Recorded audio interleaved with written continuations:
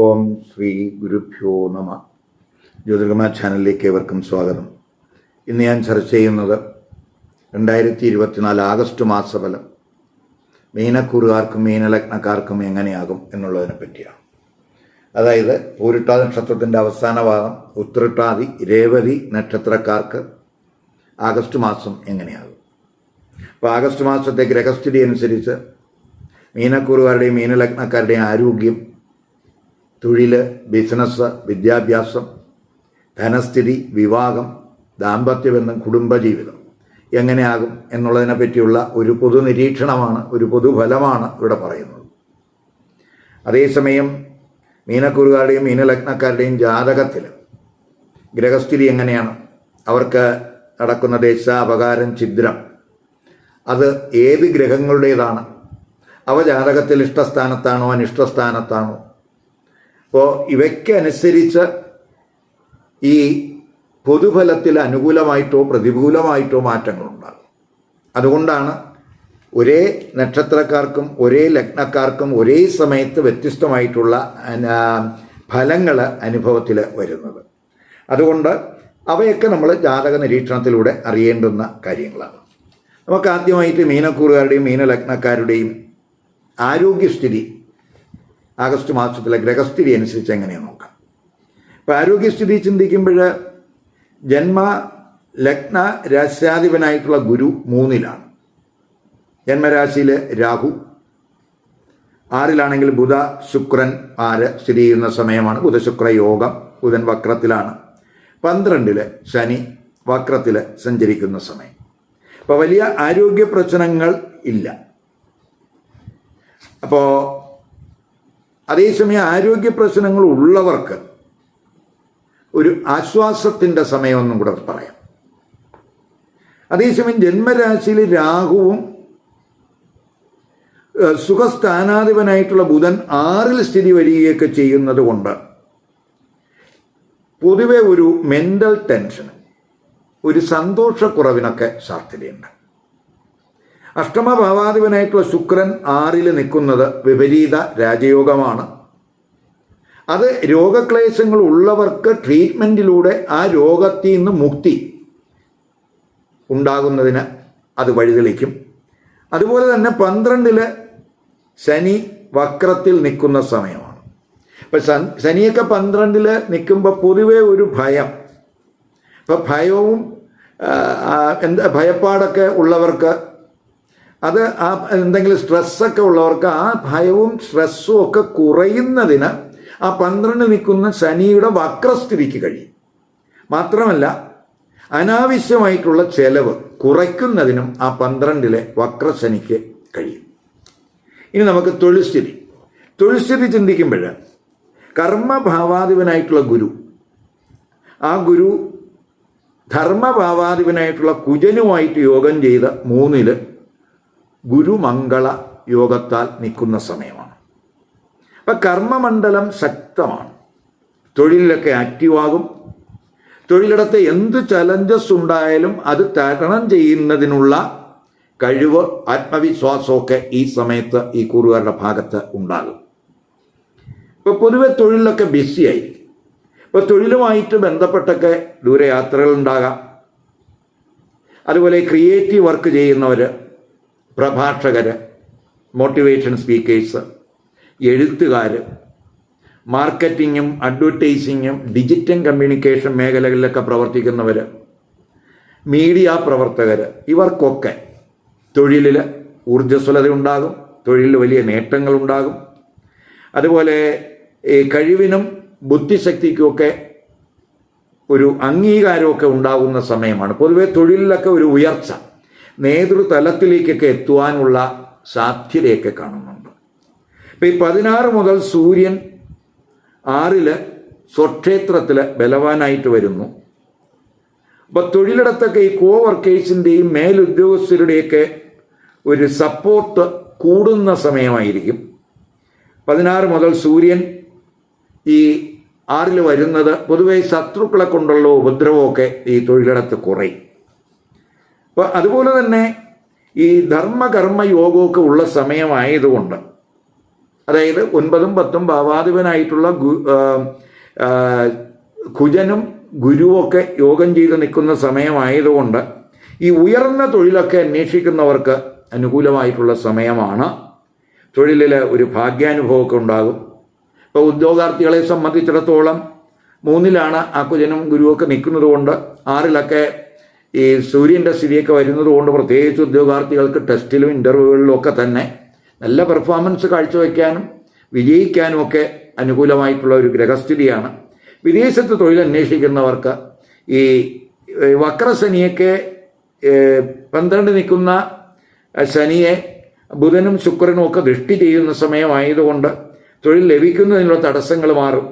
വിദേശത്ത് തൊഴിൽ ചെയ്യുന്നവർക്കും തൊഴിലിൽ മാറ്റങ്ങൾക്കൊക്കെ സാധ്യതയുണ്ട്. ഇപ്പോൾ ജന്മരാശിയിൽ രാഹുസ്ഥിതി ഉള്ള സമയമായതുകൊണ്ട് നമ്മൾ എപ്പോഴും മനസ്സിലാക്കേണ്ട ഒരു കാര്യം എന്ന് പറഞ്ഞാൽ തൊഴിൽ സംബന്ധമായിട്ട് എന്ത് തീരുമാനം എടുക്കുമ്പോഴും സഡനായിട്ട് ഡിസിഷൻ എടുക്കരുത്. വളരെ ആലോചിച്ച് വിവേകപൂർവ്വം തീരുമാനം എടുക്കണം. അതുപോലെ തൊഴിലിടത്തൊക്കെ അഭിപ്രായ വ്യത്യാസങ്ങൾ ഉണ്ടാകാതിരിക്കാനും ശ്രദ്ധിക്കണം.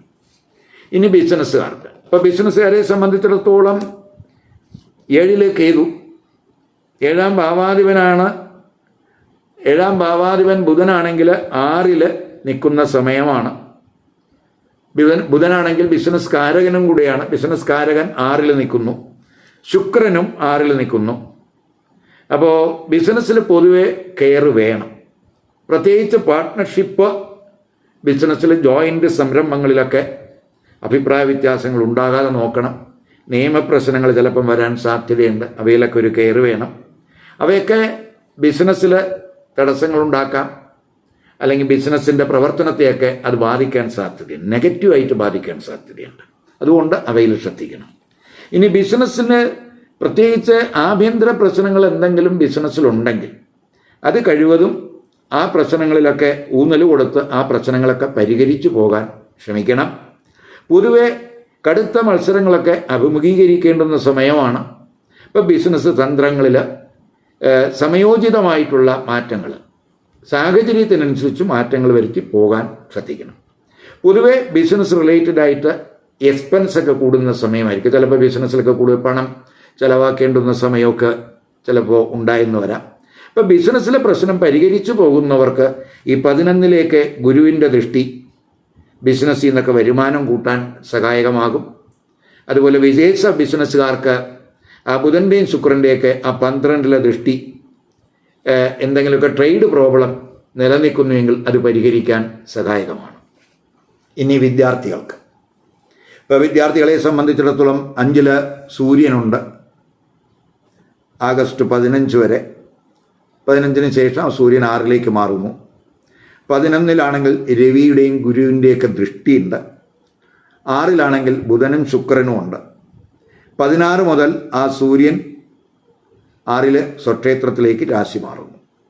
അപ്പോൾ വിദ്യാർത്ഥികൾക്ക് പൊതുവെ അക്കാഡമിക് തലത്തിൽ അവരുടെ പെർഫോമൻസ് മെച്ചപ്പെടുത്താൻ അനുകൂലമായിട്ടുള്ള ഗ്രഹസ്ഥിതിയാണ്. 16 മുതൽ പ്രത്യേകിച്ച് ഇപ്പോൾ നമ്മൾ കോമ്പറ്റേറ്റീവ് എക്സാമിനേഷനിലൊക്കെ പങ്കെടുക്കുന്ന വിദ്യാർത്ഥികളാണെങ്കിൽ അവർക്ക് വിജയസാധ്യത കൂടുതലാണ്. അതേസമയം ഈ കുറുകലെ വിദ്യാർത്ഥികൾ ശ്രദ്ധിക്കേണ്ട ഒരു കേസ്, അമിത വിശ്വാസം പാടില്ല.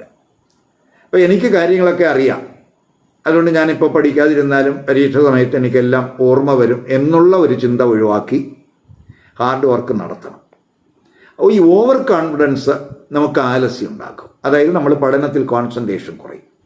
അത് ഒഴിവാക്കി പോകാൻ ശ്രദ്ധിക്കണം. ഉന്നത പഠനം ആഗ്രഹിക്കുന്നവർക്ക് ഗുരുവും കുജനുമായിട്ടുള്ള യോഗം 3-ൽ വരുന്നതും, പ്രത്യേകിച്ച് ആ ഗുരുവും കുജനും ഒക്കെ 9-ൽ ദൃഷ്ടി ചെയ്യുന്നതും അനുകൂലമായിട്ടുള്ള ഒരു സാഹചര്യമാണ്. പ്രത്യേകിച്ച് ആഗ്രഹിക്കുന്ന കോഴ്സിലൊക്കെ അവർക്ക് അഡ്മിഷൻ സാധ്യമാകും.